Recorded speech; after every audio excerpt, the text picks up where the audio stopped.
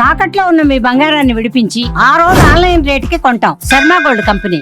నమస్కారం, నేను గీతాంజలి.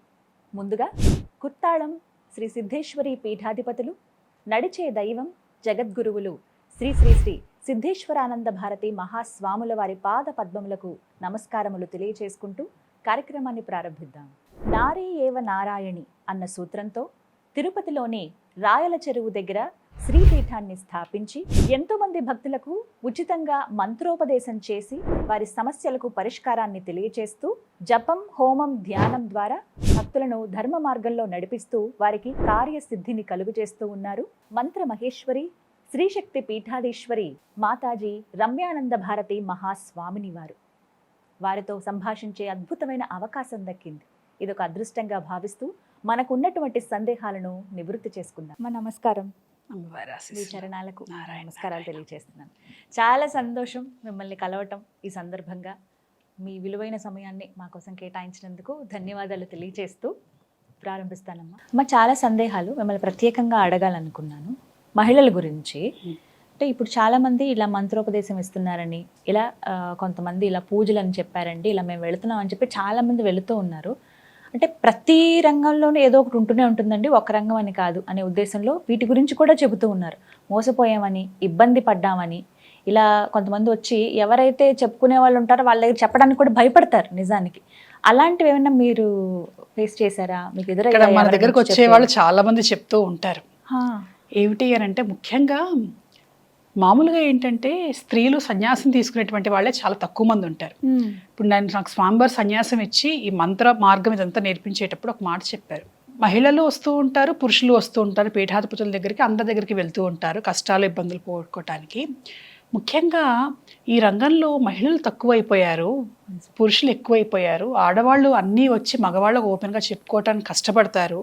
చెప్పినా కొన్ని మగవాళ్ళు అర్థం చేసుకోలేరు కూడా, ఇబ్బందే. కాబట్టి నువ్వు ప్రధానంగా మహిళలు వాళ్ళు లౌకికంగా అనుభవిస్తున్నటువంటి సమస్యలతో పాటుగా ఇలా రకరకాల మార్గాలలో వాళ్ళు చేస్తున్నటువంటి ఆధ్యాత్మిక ప్రయాణంలో ఎటువంటి అనుకోని ఇబ్బందులు, రాకూడని ఇబ్బందులు ఏవైనా వస్తే వాటిని జాగ్రత్తగా పరిష్కరించాల్సిన బాధ్యత ఉన్నది అని అన్నారు.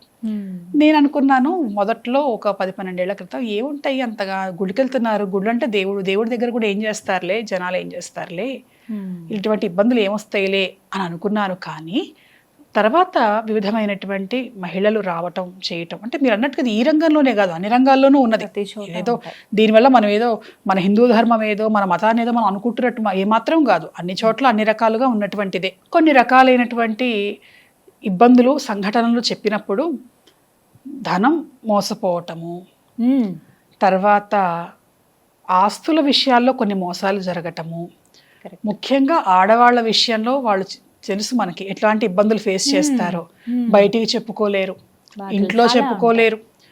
కొంతమంది అయితే మా మీద ప్రయోగాలు చేస్తా ఉంటున్నారండి, మేము వెళ్ళిన వాళ్ళు చెప్పినట్టుగా మేము చేయకపోతే అని ఇక్కడికి వస్తున్నటువంటి వాళ్ళు కూడా ఉంటున్నారు. అంటే నేను వీళ్ళందరికీ కూడా చెప్పదలుచుకున్నది ఏంటంటే, ఇక్కడ మన దగ్గరికి వచ్చినటువంటి వాళ్ళకు మనం ఏదో చేస్తున్నాము, ఆ ఇబ్బందులు తొలగిస్తున్నాము, వెళ్తున్నాం. మీరు అడిగారు కాబట్టి మన ఛానల్ ద్వారా నేను చెప్పదలుచుకుంది ఏమిటంటే, నిజమైనటువంటి గురువు ఎవరూ కూడా డబ్బుల్ని ఆశించో, స్త్రీలను ఆశించో, అటువంటి పనులు నిజమైనటువంటి గురువు ఎప్పుడూ చెయ్యరు. మొదటిది.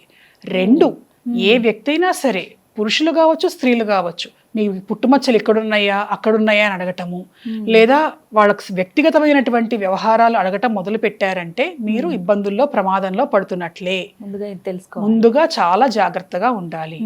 3వది, అయ్యో మేము వాళ్ళ దగ్గరికి వెళ్ళాము, వాళ్ళు మేము అడిగింది చెయ్యట్లేదు, మా మీద ఏమైనా ప్రయోగాలు చేస్తారేమో అని భయపడాల్సినటువంటిది ఏమీ లేదు. ధైర్యంగా ఉంటే ఎవరూ ఏమీ చేయలేరు. మీకు నిజంగా అలాంటి భయం ఉంటే ఇక్కడికి రండి. మహిళల కోసం చెప్తున్నాం ప్రధానంగా, ఎందుకంటే ఇక్కడ చాలా మంది అటువంటి సమస్యలను తొలగించుకున్నారు కాబట్టి మన జాగ్రత్తల్లో మనం ఉండాలి. ఎదుటి వాళ్ళని అనటం కంటే కూడాను, ఇప్పుడు యాక్సిడెంట్లు జరిగేటప్పుడు జాగ్రత్తగా ఉండండి రోడ్డు మీద అంటే ఎదుటివాడు ఏదో వస్తాడని కాదు, మన జాగ్రత్తలో మనం ఉండాలి. వాడు ఎలా వచ్చినా మనం జాగ్రత్తగా ఉంటే చాలా వాటిని మనం తప్పించుకోవచ్చు. ఈ వ్యవహారాల్లో కూడా అంతే. ఏదో వామాచారము, తాంత్రికము, క్షుద్రము, రకరకాల పేర్లు ఏవైనా కావచ్చు, నేను వాటి గురించి వివరాల్లోకి వెళ్ళను. కానీ ఆడవాళ్ళు చాలా జాగ్రత్తగా ఉండవలసినటువంటి అవసరం, సమయం సాధన పేరుతో ఎవరూ కూడా మోసపోవద్దు. నిజమైనటువంటి గురువులు ఎవరూ కూడా వ్యక్తిగతమైనటువంటి వివరాలు, శరీరానికి సంబంధించినటువంటి వివరాలు అడగరు, ప్రోత్సహించరు.